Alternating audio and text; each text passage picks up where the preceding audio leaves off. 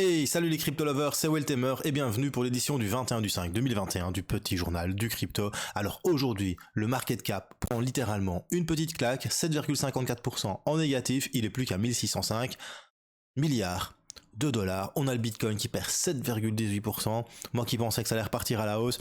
Une fois qu'on était aux 40 000 dollars hier et au-dessus de la moyenne mobile 200 périodes, eh ben non, la Chine en a décidé autrement, on verra ça tout à l'heure dans les news.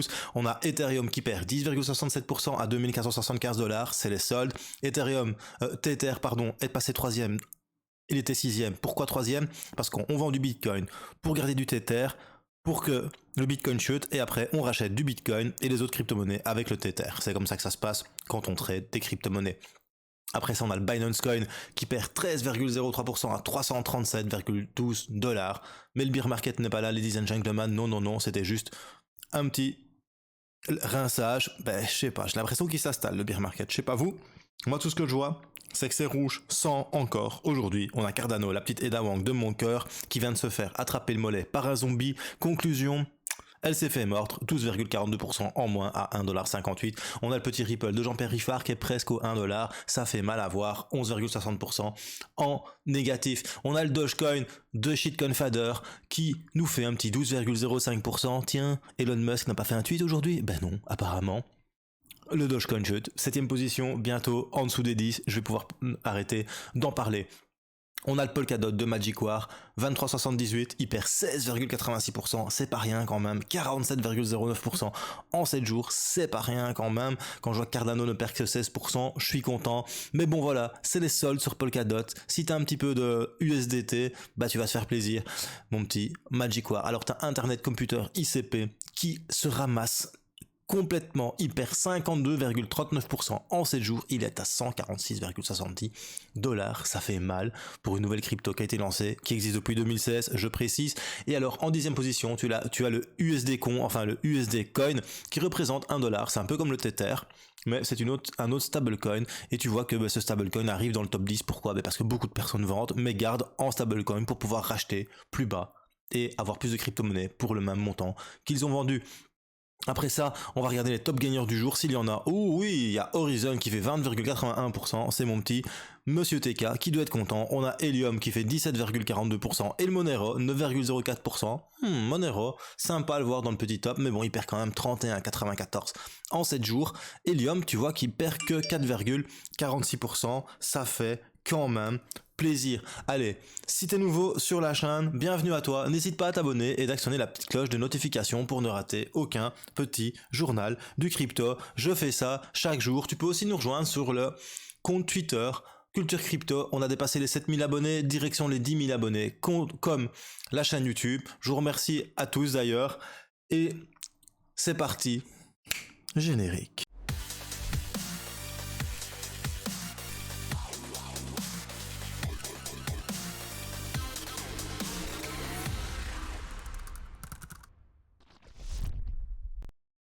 Alors la news du jour, si t'es dans ta cave et que tu n'as pas internet, tu ne l'as certainement pas entendu parler, mais voilà, le Bitcoin plonge de 12% alors que la Chine appelle à la répression de l'extraction minière des crypto-monnaies. Alléluia! Et là tu me fais, qu'est-ce qu'il raconte Weltemer? Moi je dis Alléluia! Tu sais pourquoi? Parce que si la Chine arrête et veut faire arrêter le mining de crypto-monnaies, ça va donner des opportunités d'investissement à tous les autres mineurs qui ne sont pas en Chine, parce que la Chine détient un petit peu moins de 50% des sociétés et de la puissance de hachage. Conclusion, si la Chine arrêtait du jour au lendemain, admettons, ça va jamais arriver, je vous le dis, mais si admettons la Chine arrêtait du jour au lendemain de miner, la puissance de hachage chuterait drastiquement et conclusion, même nous peut-être on pourrait miner et récupérer des des rewards, mais je ne pense pas parce que tu as quand même d'autres fermes de minage dans le monde, en Azerbaïdjan, t'en as ça en Iran, t'as ça au Canada, t'as ça en Islande. Donc en fait, si la puissance de minage de la Chine disparaît, elle va être automatiquement rétribuée aux autres fermes de minage et surtout ils vont réinvestir un maximum de pognon pour se regagner un maximum de pognon et surtout pourquoi c'est bon? C'est bon pour la décentralisation, car plus il y a d'acteurs qui minent le Bitcoin, plus le minage de Bitcoin, je parle pas de la crypto-monnaie, c'est la crypto-monnaie, elle est décentralisée, mais le minage de cette dernière sera décentralisé. Donc, ceci n'est que du FUD. Pour moi, ceci ne sont que des mauvaises news rajoutées à ce que Joe Biden a dit, rajoutées à ce qu'Elon Musk a dit pour faire chuter le prix du Bitcoin. Car franchement, je vois mal la Chine arrêter le minage de crypto-monnaies, car ils sont les leaders, ça rapporte un maximum d'argent. N'oublie pas que la Chine c'est un pays communiste, donc ce qui appartient à un Chinois appartient à l'État, et ça il faut pas l'oublier. Donc personnellement, en plus je vois ça comme une très bonne chose. Certes, le prix a chuté en quelques minutes, il a perdu 12%, on était à plus ou moins 41 000 $, même 41 500 $, et puis d'un coup on s'est retrouvé à 36 000 $. Ouais, c'est clair, ça fait mal au cul, et je comprends pas pourquoi en fait. Bien évidemment, euh, ça va prendre plus de temps pour trouver un bloc et pour envoyer les transactions. Mais le temps gagne contre ça. Pourquoi? Parce qu'après, il y aura plus d'acteurs autres que la Chine qui vont pouvoir développer des fermes de minage. Conclusion, on va gagner en décentralisation. Alors perso, moi, quand je vois ça, je me dis, mais c'est juste du FUD pour faire chuter le prix et pour que des grosses sociétés derrière rachètent encore du Bitcoin à moindre prix, tout simplement. Ils attendent la capitulation des petits porteurs, pardon, des gens comme toi, comme moi, qui vont vendre et qui vont se casser du marché pour que eux puissent acheter du Bitcoin au rabais, pour que eux puissent se faire un maximum de pognon, alors que toi, ben, t'as abandonné et tu ne fais rien. Conclusion, je te dis pas de garder ton argent, je te dis de mettre des stop loss, bien évidemment. Je te dis de sécuriser tes gains, et surtout, je te dis d'avoir toujours une partie en USDT, en dollars, pour pouvoir acheter dans ces moments-là. Perso, j'avais un ordre à 35 000, je suis dégoûté, ça n'a pas été pris parce qu'on a 36 679 $ au minimum. Conclusion, ben, j'ai pas acheté mon Bitcoin, et ben j'attends encore parce que je pense que ça va continuer de chuter. Mais encore une fois, je peux me tromper parce que tout ça n'est que du FUD.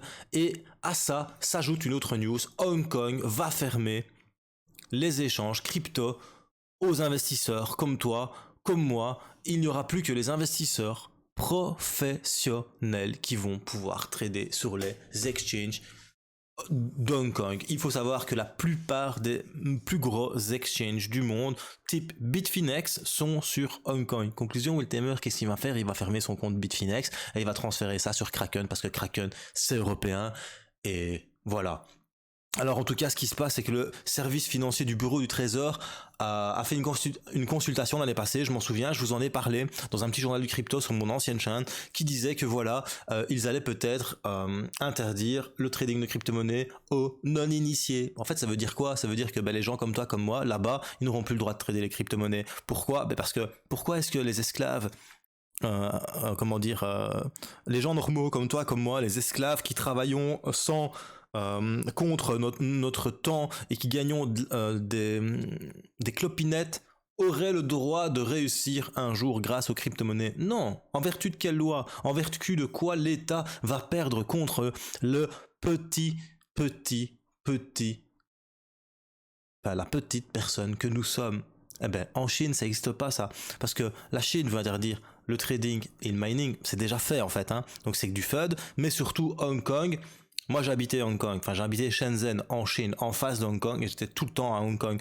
Hong Kong, c'est une circonscription administrative avec des droits spéciaux. Le problème, c'est que si en 2043 l'Assemblée d'Hong Kong ne vote pas pour la continuité de ces droits spéciaux, ils vont tout perdre et Hong Kong ne sera plus qu'une ville parmi toutes les villes de la Chine et ne sera plus un État cité. Conclusion, on est déjà en train d'essayer d'appliquer les lois chinoises à Hong Kong. Maintenant, qu'est-ce que pour eux un investisseur professionnel? Comme ça, tu vas te rendre compte un petit peu pourquoi je dis que le commun des mortels comme toi, comme moi, ne pourront plus trader, en tout cas les gens qui sont à Hong Kong. Mais est-ce que les bourses crypto qui sont à Hong Kong vont devoir se casser et partir comme Binance à Malte ou un autre pays qui est pro-crypto, ou est-ce que nous on va pouvoir quand même continuer à trader sur ces plateformes? C'est la grosse question que je me pose. Mais voilà, pour être un portefeuille investisseur professionnel à Hong Kong, il faut détenir 1,03 million de dollars.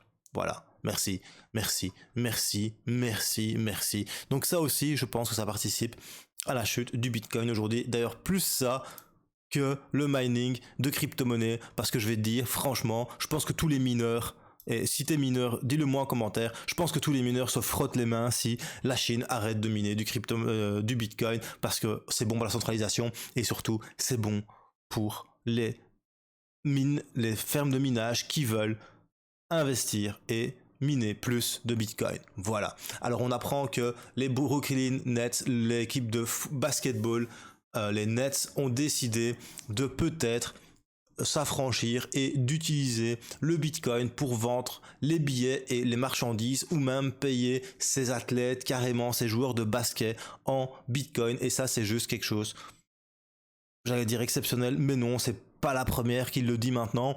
Il y a aussi les Mavericks qui payent leurs joueurs en Bitcoin. Il y a un joueur de la NFL qui l'a fait. Donc de plus en plus, le Bitcoin rentre dans la sphère traditionnelle, et ça, c'est juste au top. Après ça, on va parler yield farming, et le yield farming, c'est l'agriculture de crypto-monnaies. Donc c'est la DeFi, tu mets de la liquidité sur des plateformes d'exchange décentralisées et tu récupères les fruits.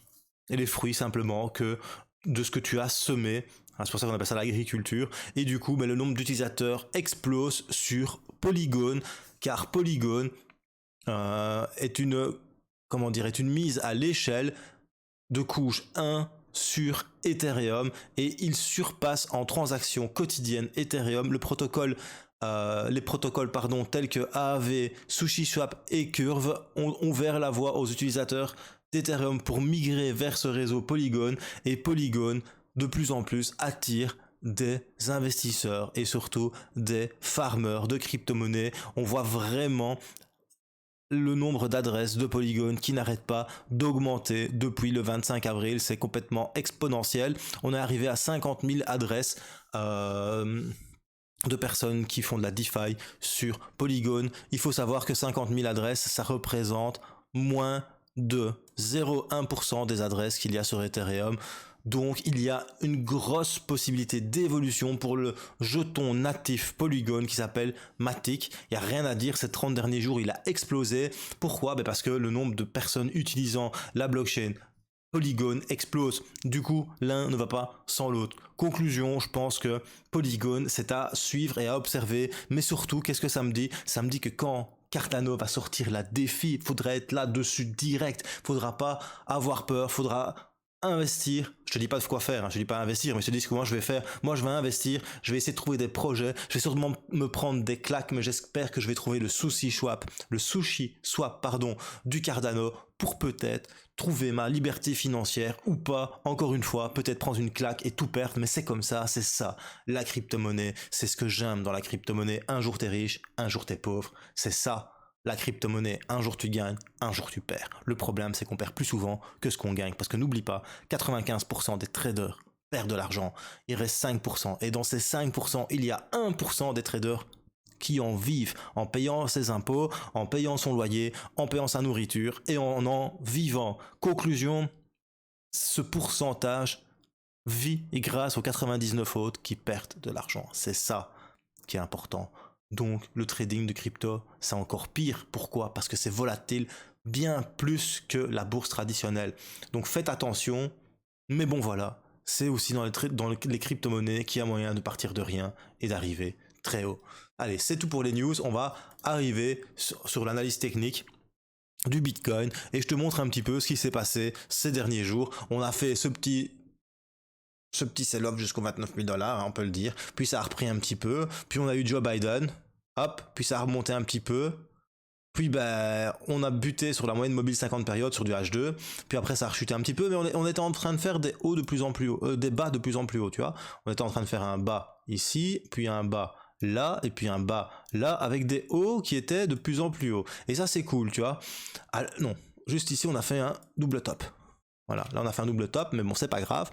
Et puis, donc après le double top, on est revenu chercher la neckline qui se trouve ici, et le dernier plus bas.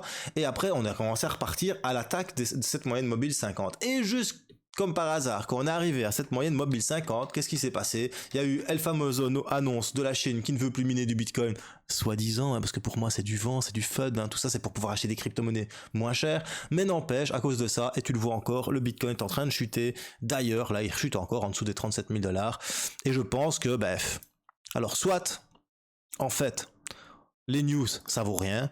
Et ce qui se passe, c'est qu'on est dans un bear market, on est rentré dans le bear market. Pourtant, on a ouvert au-dessus de la moyenne mobile 200, mais on n'a pas réussi. Tu vois, on est monté à 42 000 $ et puis direct, ça a rechuté. Problème, c'est que là, on se retrouve encore en dessous de la moyenne mobile 200. Conclusion, j'ai plein de targets. Moi, j'ai cette target là à 28 000 $. J'ai aussi cette target-ci, hop, là, à 32 000. Et avant ça, j'ai cette petite target, enfin que j'avais cette petite target à 35 000 qui était ici, tu vois, pam. Parce que ici, tu avais quand même une petite zone assez conséquente où ça avait bien, tu vois, regarde, hop, ça, allez, hop, ça avait bien compressé ici, tu vois. Voilà, là ça avait bien compressé. Et donc je m'étais dit, bah, cette zone-là, elle est sympa pour acheter. J'aimerais bien que ça vienne, parce que j'ai un ordre à 35 000, j'aimerais bien que ça vienne là pour acheter un petit peu de Satoshi. Mais bon, voilà, j'ai plusieurs ordres, et mes ordres, ils sont mis là où tu vois les lignes bleues. Pourquoi? Bah, c'est parce que c'est dernier plus haut, dernier plus bas, plus haut, plus bas. Et voilà, je pense que il y a une forte chance qu'on continue de chuter. Maintenant, ça veut pas dire que demain, que cette nuit, que les Américains, quand ils vont se réveiller, ou quand les Chinois vont se réveiller cette nuit, pardon, à 2 h du matin, ils vont racheter, ou alors ils vont peut-être tout vendre. Et là, il y a un gros risque que ça dump. Conclusion, soyez très prudents sur les marchés. C'était Will Tamer pour le petit journal du crypto. Si t'as bien aimé, un petit pouce bleu. Si t'as pas aimé, n'hésite pas, mets-le quand même, un petit pouce rouge. Et surtout, bro, mets des commentaires, je réponds à tout le monde. Et choose life, choose freedom, et choose Bitcoin. Peace, mes bro.